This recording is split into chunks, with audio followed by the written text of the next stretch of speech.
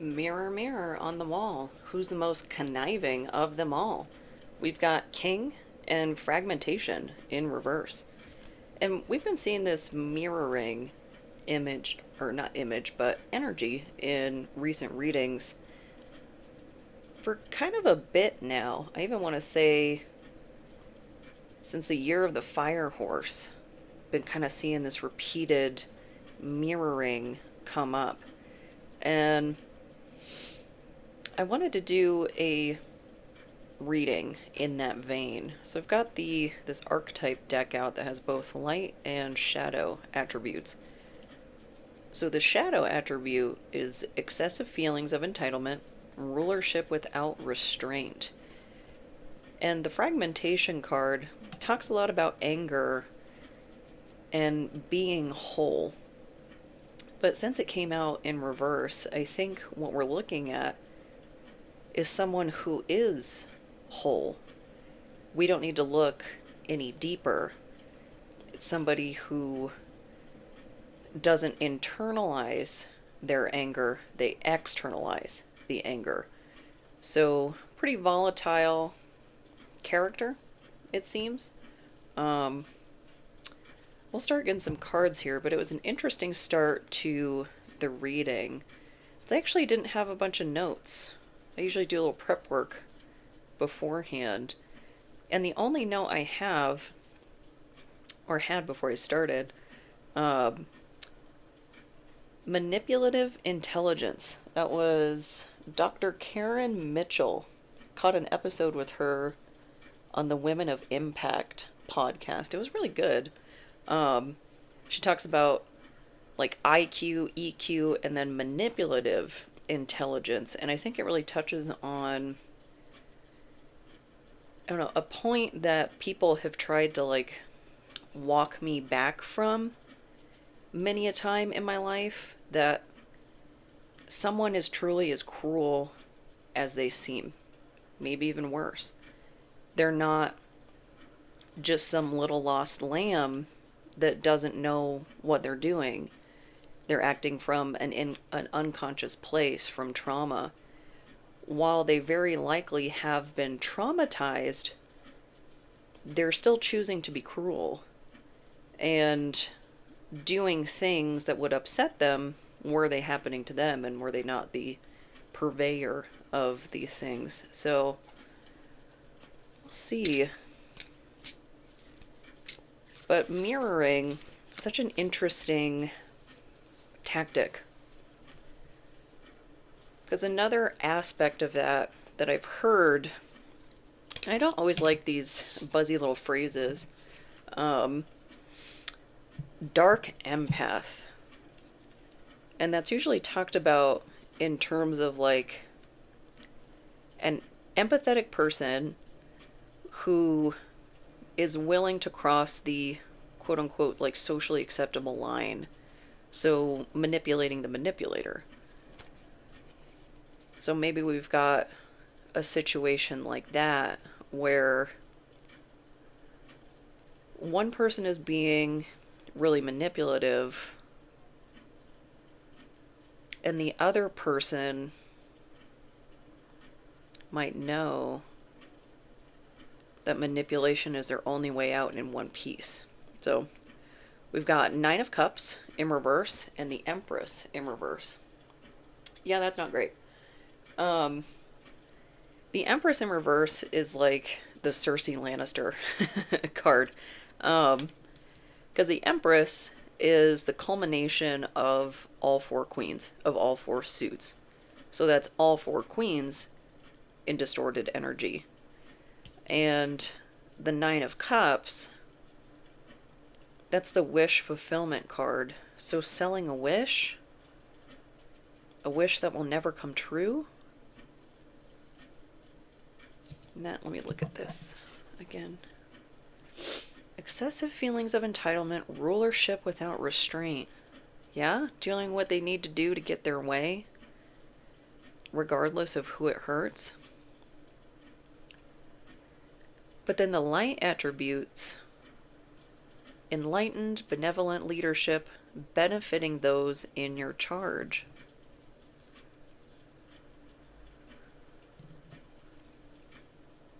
So that might apply to like Cersei's kids. She would do anything and everything to see them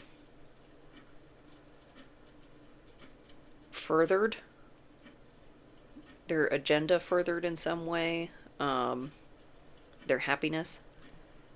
And I think genuinely too. But everybody else around them is a step stool for her kids. And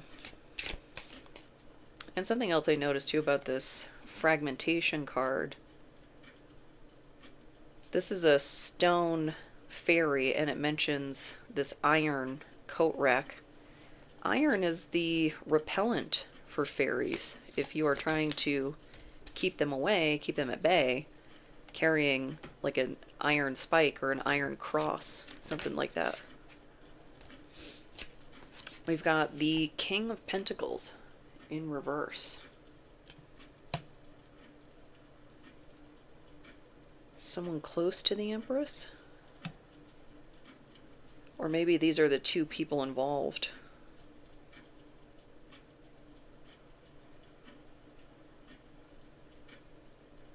So this could be the person that is truly as cruel as they seem.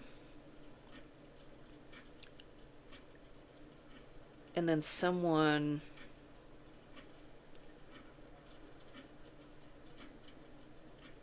What is it they have to... I need a little bit more about the King of Pentacles.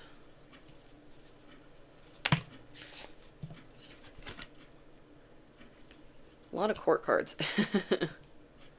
Knight of Wands. Messenger of the Creative Fire.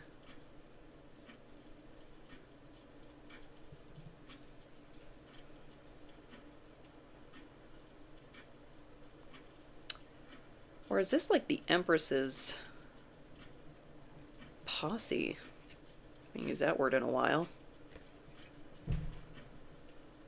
Nice little thud from my neighbor's door.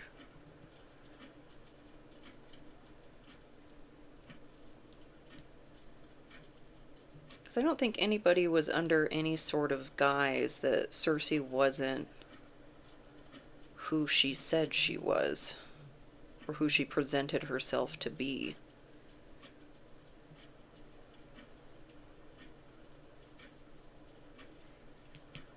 Maybe this Empress, whoever they represent, is selling a wish that will never be fulfilled.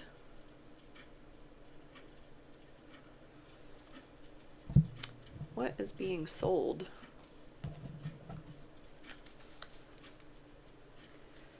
What is this Nine of Cups in reverse? The Fool and the Messiah. Is everything in reverse? I did a bunch of shuffling. So the Fool, using humor to wound rather than liberate, denial of your emotional truth, and Messiah, exaggerated belief that you are the only means through which a cause can succeed. So somebody who's using...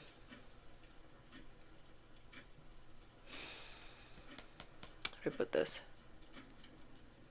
This would be like a gentle shaming in a group to like get everyone in line, if that makes sense. Because we've talked about the cult leader. I was with the Watcher reading. Sachiel. So the shorter reading. The unquestionable leader that they have the best game in town because they're the only game in town. But just because they're the only game in town doesn't mean they are the best. It means they've ran everybody else out. Something like that.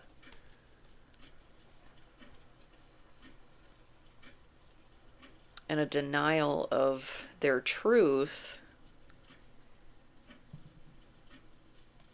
Could be like snapping at people when they question, like, well, you said these cups would be filled with riches and they've all fallen strewn about on the floor and there's nothing in there. And then, I don't know, it's like, how dare you question the Iron Bank or whatever. That's what it was called in Game of Thrones, I think, right? Maybe. So what about this Fool and Messiah? This is the wish. The wish they're selling, or how they're trying to sell it. Queen of my world. Again in reverse. Lots of reversals.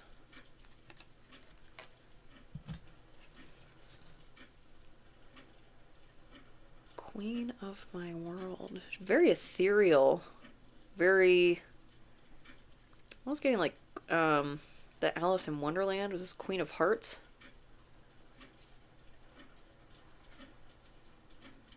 It's kind of giving the Red King, but the Red Queen, like from Alchemy. Because it would be the White Queen.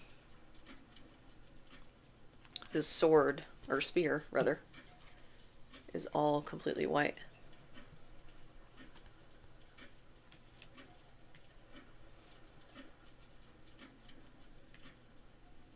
So a king, a queen.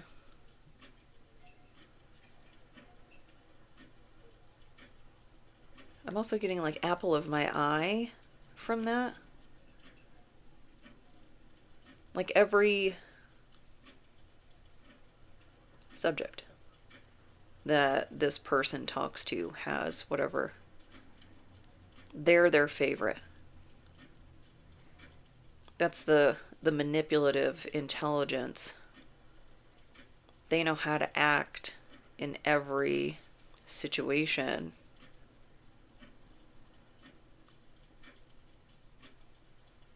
And there's also that anger piece too. That there's this like hyper reactivity to criticism, being challenged, things like that. It's kind of a telltale sign. Because a secure leader, somebody who has internal authority, they can handle being challenged. Somebody who's relying exclusively or almost entirely on positional authority, they'll snap. They'll come at you pretty hard for valid concerns, valid challenges.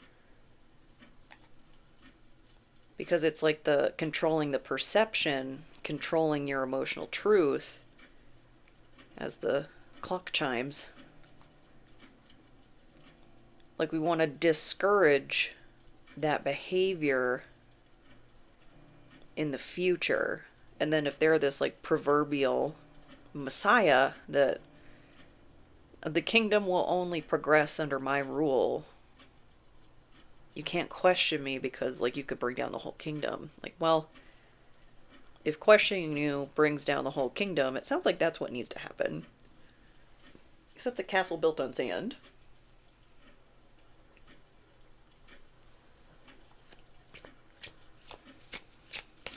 So what about this foolish Messiah Queen? I feel really out of breath as I've started this reading. Another court card. Wow. But it's upright. First one. Queen of Wands. Queen of Consciousness. The Artist. Passion. Very, eat, drink, and be merry. And this is the Kawaii Cat Tarot, so she doesn't have her own kitty. But I thought this was a very good, like, juxtaposed deck to the darker imagery and such. So So what else about this Queen of Wands?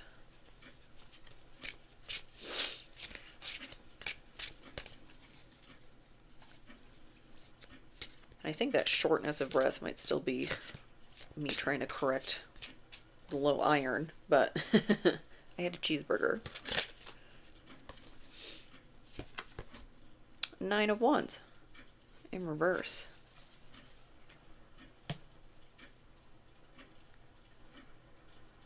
Queen of Wands is very life of the party, very secure, confident, sometimes even a little hot-headed.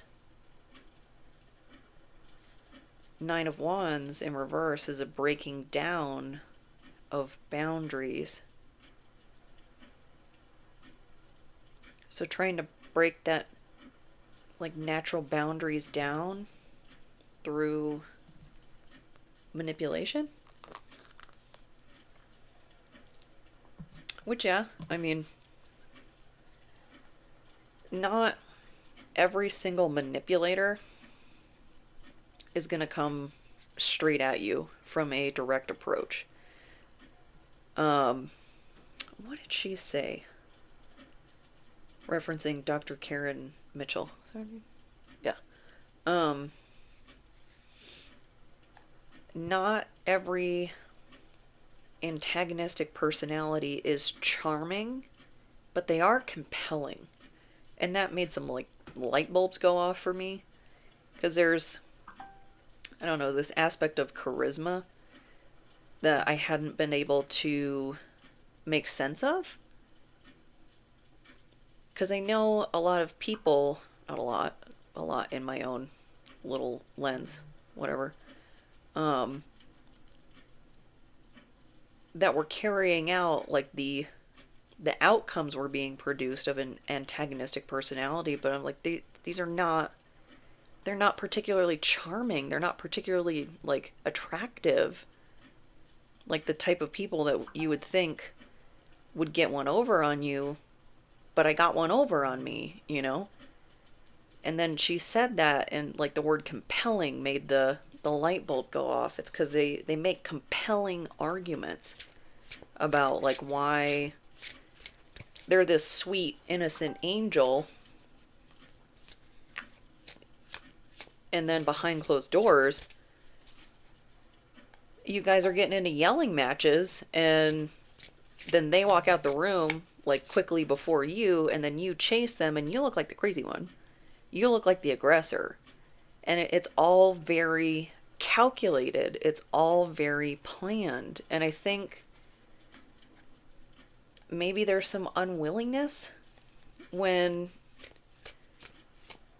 this happens to people, especially, you know, somebody you were close with, like if it was an intimate relationship or anything like that, but even just a friend, you know, this happening to you at such a level where you're like, I never thought it could be me. I never thought that could happen to me. And it's this person that just blends into the crowd like a chameleon, like they're not even there. And they manage to manipulate and control and have this, like, silent hold over your life that no matter what you do, no matter how loud you cry, no matter how many times you try to talk to people, they just don't believe you. And it's really, really painful to face that down. And I think the core wound guilt trip, maybe that's some sort of protective measure, because then we can live in kind of this state of denial that they're not truly as bad as they really are. I'll take all three. Ace of Cups. Seven of Cups. Ooh, and the Tower. It's so cute.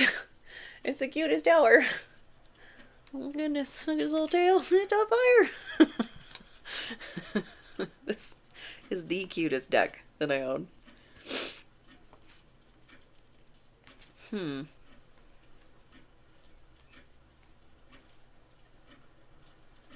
You know, I think it's a love of self that lets you see through an illusion and brings down a long standing tower that needed to come down for a really long time. Because that, you can't control what this, people like this do, like personalities of this ilk. And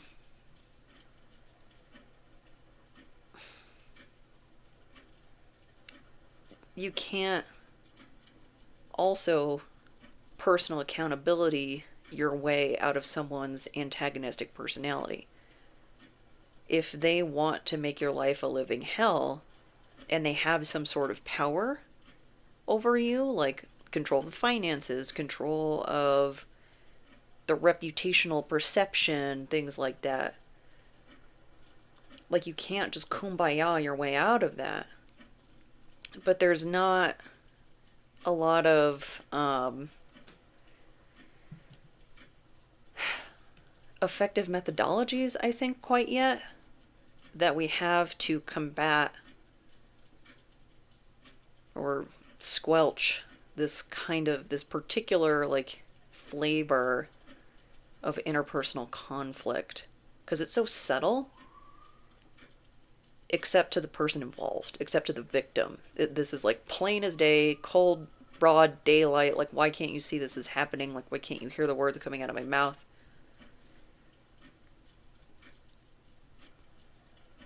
But she brought up a lot of good points of, like, she would not recommend anybody try to, like, go up against this themselves. Because it's just so torturous to your mental health. I mean, to be having to deal with, I mean, just the, how do I put this? The day in and the day out of the dissociative dissonance, and it starts to break down your sense of reality, all that gaslighting and such, and then you get the finger pointed at you as if you're not having a normal response to being actively traumatized while nobody's believing you. It's really tough. But that self-love,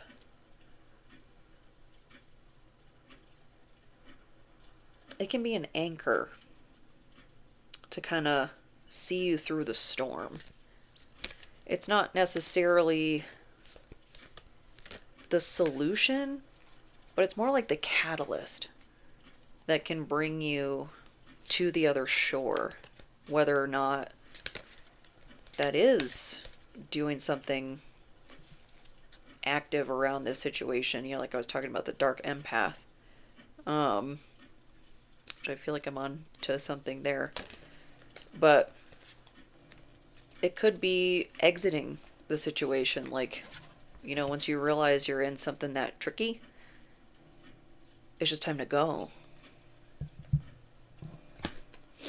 We've got mentor in the upright. Passing on wisdom is very light font. Passing on wisdom and refining a student's character. I think that flipped over right when I said dark empath. Because a dark empath, buzzword aside, they learn from the antagonist. That's somebody who has a very empathetic nature but is learning from a very manipulative personality. It's an interesting mix.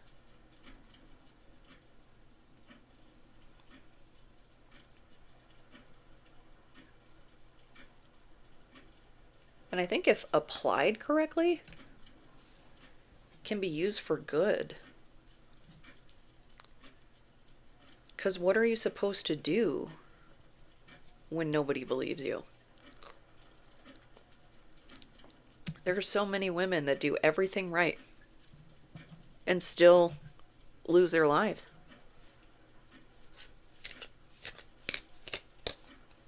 Like I saw a headline, a woman was accused of cop shopping after talking to 2 police officers about her ex, and he lit her on fire, and she passed away. Two police officers. She talked to 2, just trying to be taken seriously, and now she's gone. Are those police officers going to have consequences? Probably not.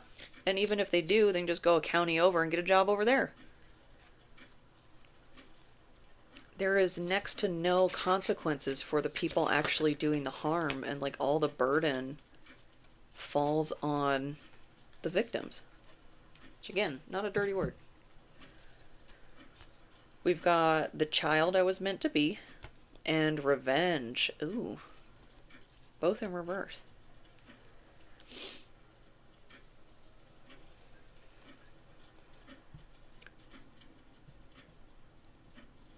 Huh.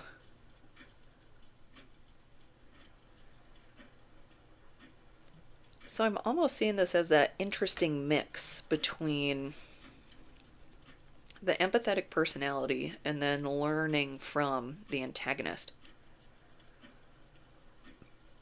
Because this would be like the inner child, but the inner child that wasn't realized, having to navigate such volatile personalities,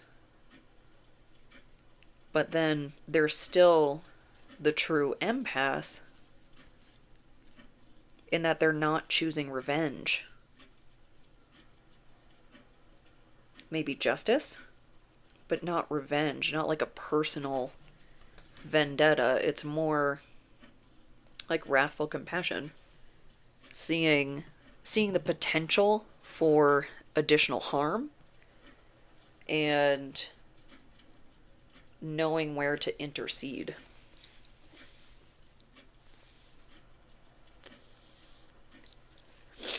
You know, and maybe I would be less short of breath if I wasn't hunched over.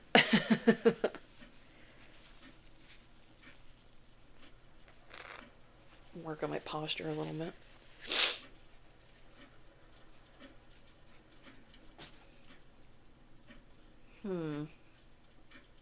Oh, and the dice roll. That was interesting too. The sun dice that knocked the zodiac dice, the sign, from Sagittarius back to Scorpio.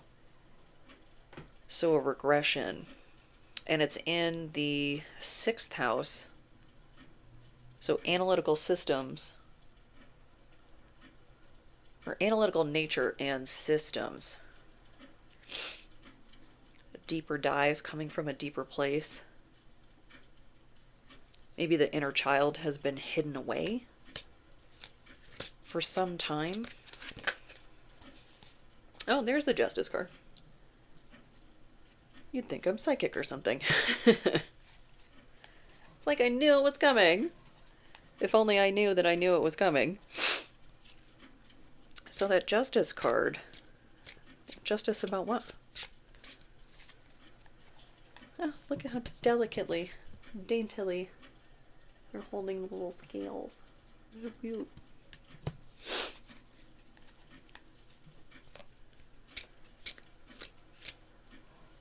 I'll go with that. The sun. Something being exposed. Is it this person? Is it their nature? People seeing through the mirror? The last short reading that I did started with a quote from Corinthians, but really was referencing Ghost in the Shell. Something about the image in a dim mirror. What we see is an image in a dim mirror. And then we shall see face to face. Something like that.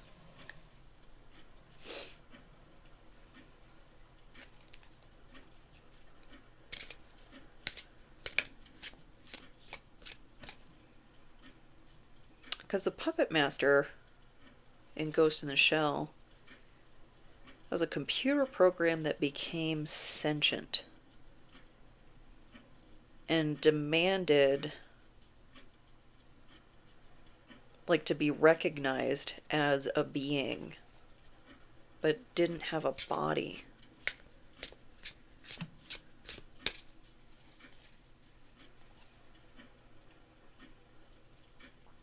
But it had to hide. It had to move through networks.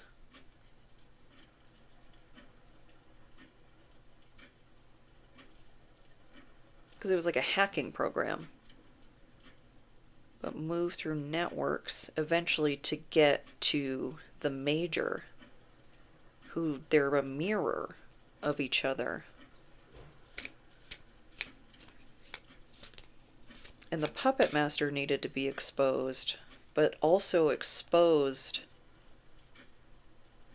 like very heady philosophical concepts to the major.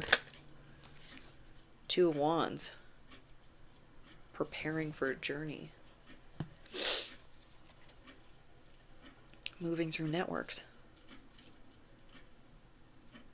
So the justice is that someone is exposing a preparation for a journey? I'm gonna need a little bit more. Or some... So it doesn't need to be quite that literal.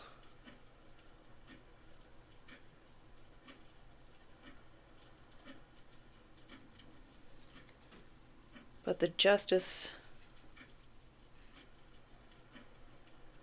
Maybe something that was intricately planned?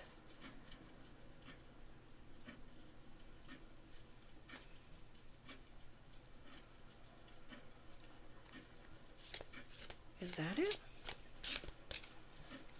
Because when I think of the plan, you know, the plan's splayed out on the table. It's like sweeping everything to the side and like rolling the map out. I need a little bit more.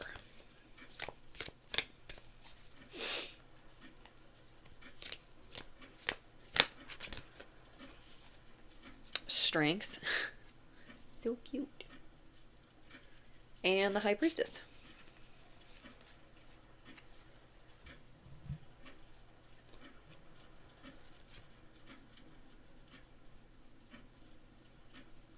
Well, and the High Priestess in reverse...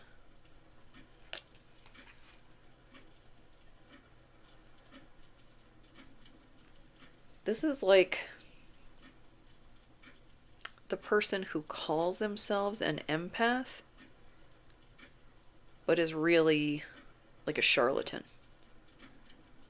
And it's like that, like, if you have to announce it, like, are you really that? That's always been a red flag for me. That if someone's like immediately like up front, they're like, I'm an empath. I'm like, that's a red flag. That's... Why do you have to tell me? I'll figure it out if that's what you are. But strength. And they both kind of have that same gesture. Hands out. Receptive. But the High Priestess is not receptive.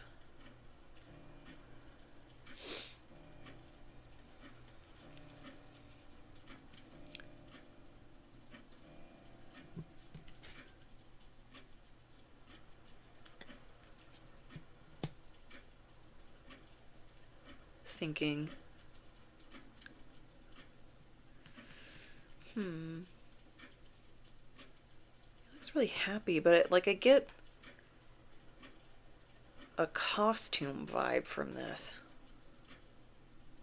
You know, like the Spirit Halloween sort of deal. Just like a little cheapo, fun. Or like something you put on your cat.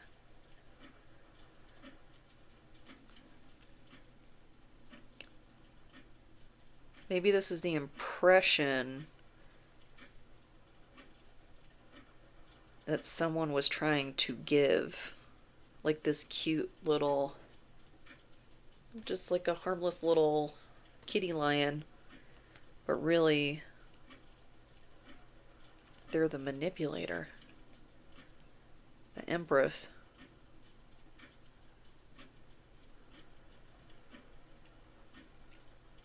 And even a charlatan high priestess still knows a lot. Is like what Dr. Karen Mitchell was saying in that episode.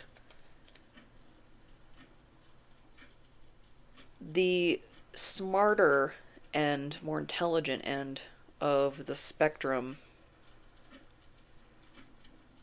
of these highly manipulative people, that's where the being compelling comes in.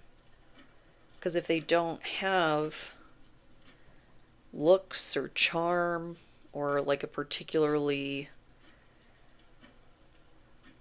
I don't know, gripping talent, something like that, like something to capture you, manipulation would be the thing. And you have to have knowledge for that. You have to be smart. And it's not just knowledge, it's wisdom. It's knowing how to use that knowledge.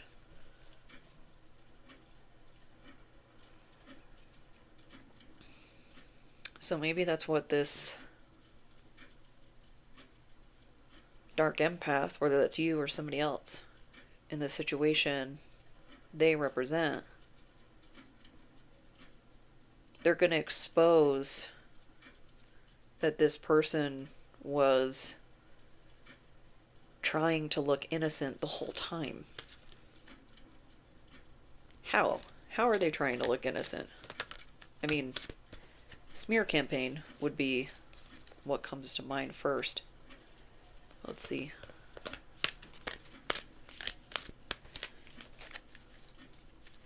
She talked a lot about those too. And those are that's like the extended psychological torture. Those smear campaigns is just day in and day out and day in and day out, isolating you and whatnot. Ooh, a blank one. Guide. Places financial gain and control over imparting spiritual insight. But then the blank card. The card of potential. Chaos energy.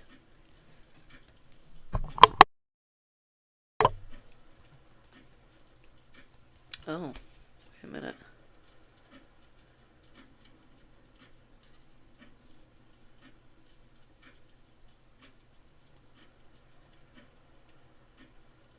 So with a blank card coming out, because these are like the make your own cards in this deck, but I just use it as the infinite potential. So the shadow expression is how this person is operating.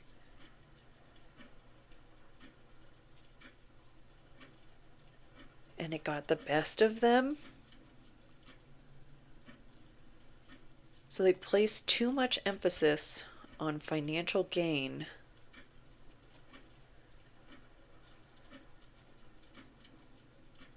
by any means necessary. Financial gain without concern for ethics, for morals, for who it hurts.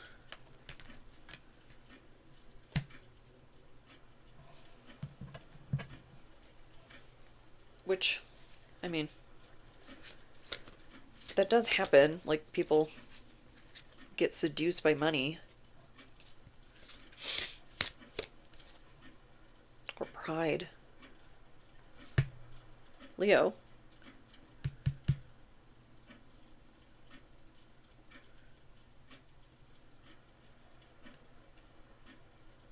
So maybe it's not even the money itself. Or that could be like a lesser component. Maybe something has happened to the kingdom's money and trying to keep that kingdom afloat by any means necessary.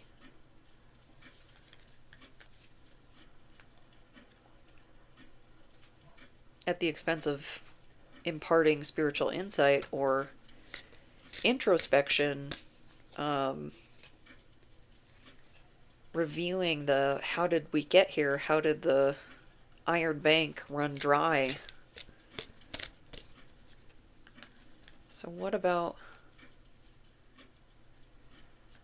what's out of control now?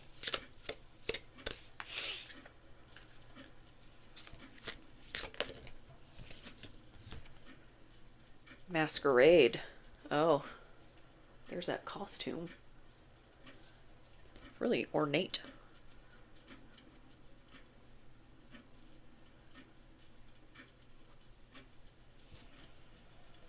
So the masquerade is out of control.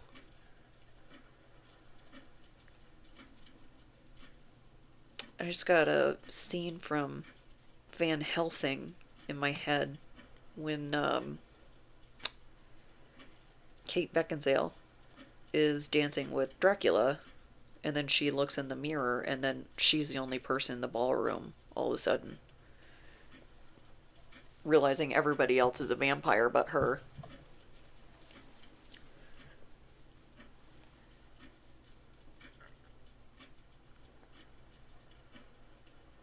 How many people are involved in this illusion? All these court cards. And what does it have to do with the dark empath exposing something?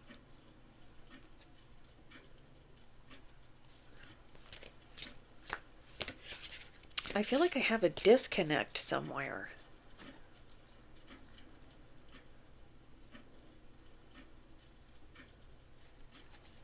This doesn't quite make sense.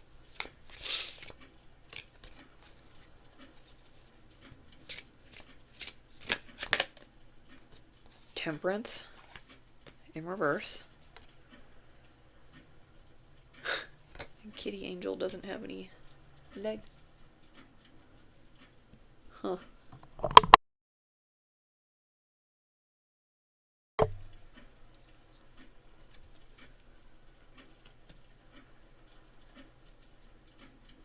Not approaching the kingdom's problems with temperance.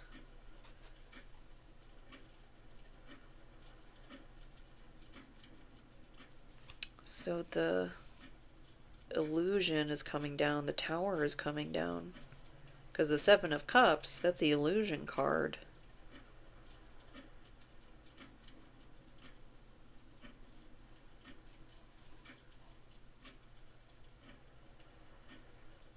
Maybe this dark empath is acting in such a way that from the outside, since it doesn't fit whatever social norms, like expectations, there's like an assumption that they don't care for themselves, but they do. And it's like trying to keep this illusion up because that's something else that's come up in recent readings too. Like, you not matching the narrative destroys the illusion.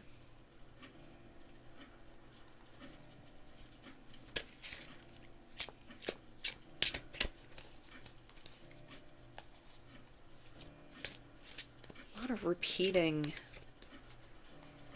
energy.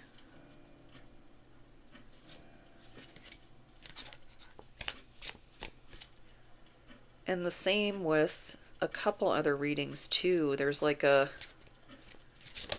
oh, just stop. Like, just give it up already. You know? There's almost like a doubt. Like, nobody's gonna listen to you. Nobody's gonna like this. Cool. I like it. F off. Ten of Cups in reverse. It'll never bring great happiness. It will never fulfill you.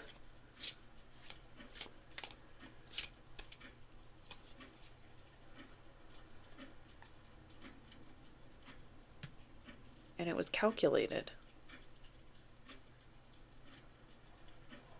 That's like the plan.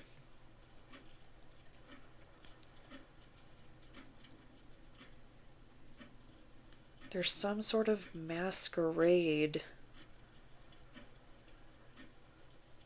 that involves all these people that was planned.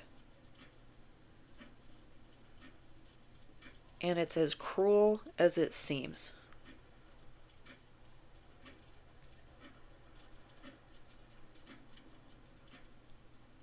Because going off of this, like, inner child metaphor, I suspect this is someone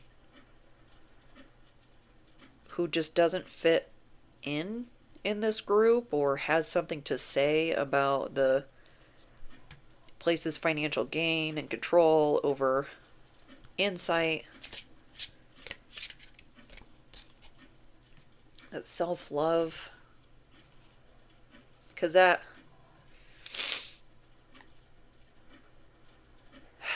manipulators of any kind.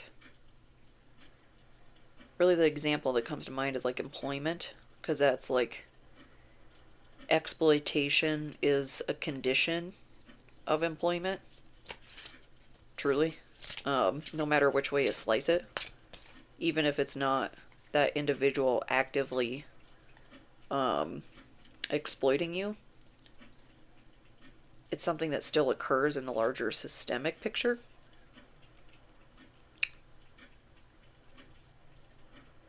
Like, it's just somebody that doesn't blindly accept the norm.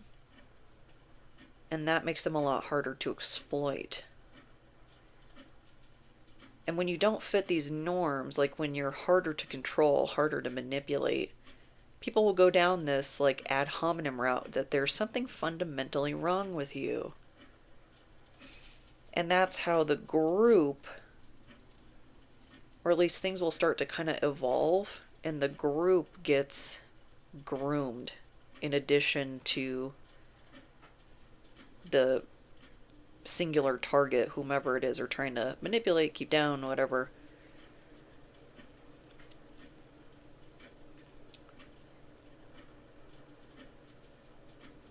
I had something else there.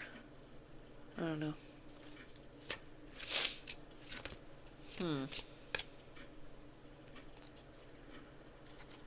But this illusion is starting to fall.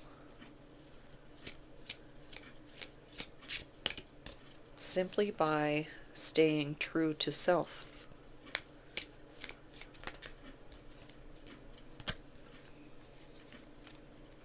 Page of Wands. Seven of Coins. And the Hanged Man. Doesn't have any legs either. Student of consciousness, of creativity. And this is like the patience, waiting for your seeds to grow, because the 8 is the artisan. And then the Hanged Man is different perspectives.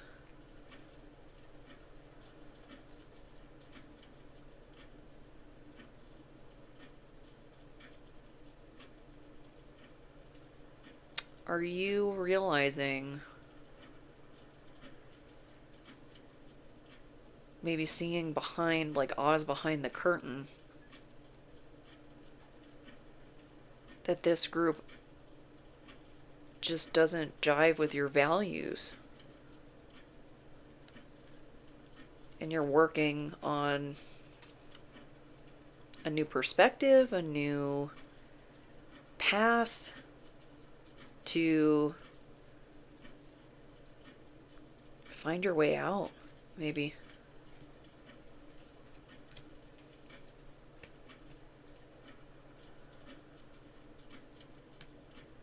I feel like there's still more.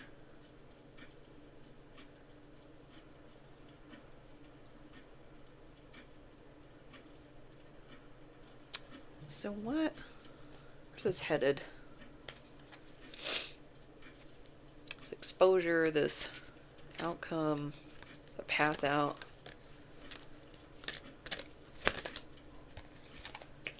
Virgin in reverse. Fear of intimate union. Oh, a discouragement that, like, you'll never work in this town again. Like, cool, I'm out of here. I'm going to a different town. By land, by sea, by air, by foot, by whatever. I will get there. Maybe that tenacity is not something that was anticipated.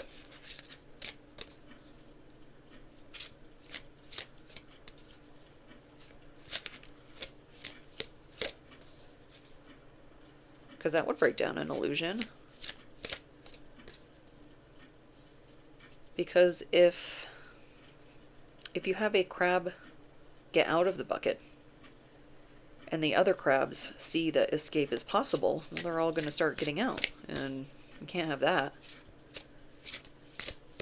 That's that reliance on positional authority rather than internal authority.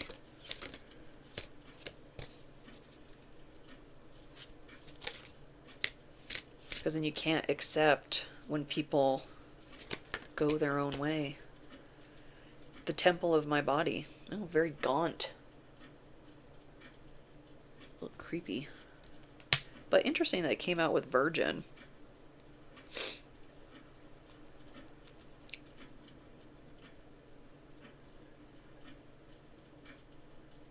I kind of... This person attacking your appearance? It's a terrible thing to do. And such a low blow, like... the low-hanging fruit of insults. Like, can't come up with anything more clever, like my character, you know? Real dig deep.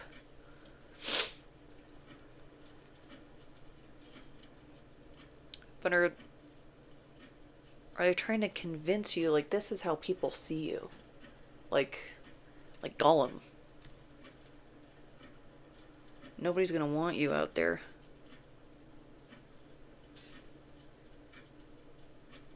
And, like,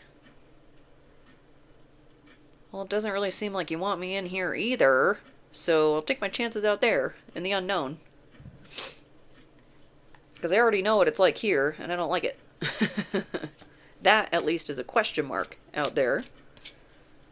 So maybe you're getting that call to adventure and somebody's trying to stop that. So what do we need to know about Temple of My Body and Virgin? Oops. Is that 4? 4 of Cups. And the Fool. Oh. Apathy. And then a new journey. Maybe because in the Rider-Waite, this is usually a card coming out, or a cup coming out of the sky being handed to someone who's in kind of like a pouty position. So maybe you're refusing whatever this person is, like, you know, well, if you can't make it here, you won't make it anywhere. Take my chances. You'd rather set out on your own into the unknown and just see what happens, and maybe that door opens, like, right as you turn away from whatever this offer is.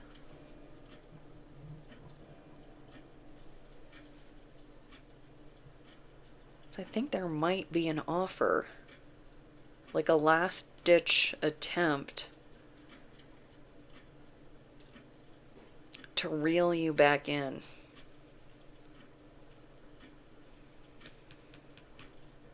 like you know too much. Because in that, the Rider-Waite, the gaze is kind of looking down at the 3 other cups, which would be like the community, the celebration and whatnot, but they're in that closed off, pouty, like body language position. And if that is the reaction you're having to an offer, of course examine it, use your discernment.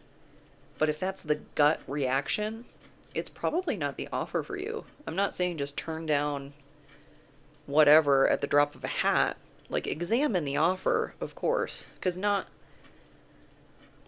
every offer has to be the end all be all. It can be the stepping stone, which, I mean, employers, whatnot, they get upset about that. Like, well, if you want me to stay here for a 30-year career, you're going to have to do better than what you're offering. Because in today's economy, you have to job hop to get meaningful raises. Because the hiring budget is higher than the retention budget. That's it. And it's like, well, what do you want? Like, what are you actually trying to accomplish within your organization? Do you want retention, or do you want turnover? And adjust your budget accordingly. We've got Starlight by Muse, which I think the lyrics are talking about traveling away from the people who care about you, like moving on. So maybe this is a really big part in your life. Because when you figure out that you've been manipulated by someone or someones that you care about, that were important to you, are important to you, it's really painful, and you might need to start over. You might need to start over somewhere else, and that's okay. People might have their feelings about it. Those are theirs. Let them have their feelings. If you spend all your time justifying why you deserve to live your life, you're going to miss out on the chance to live it. So, overall, I hope this helps. I hope this resonates, and if it doesn't, I hope the next one does. Thank you so much.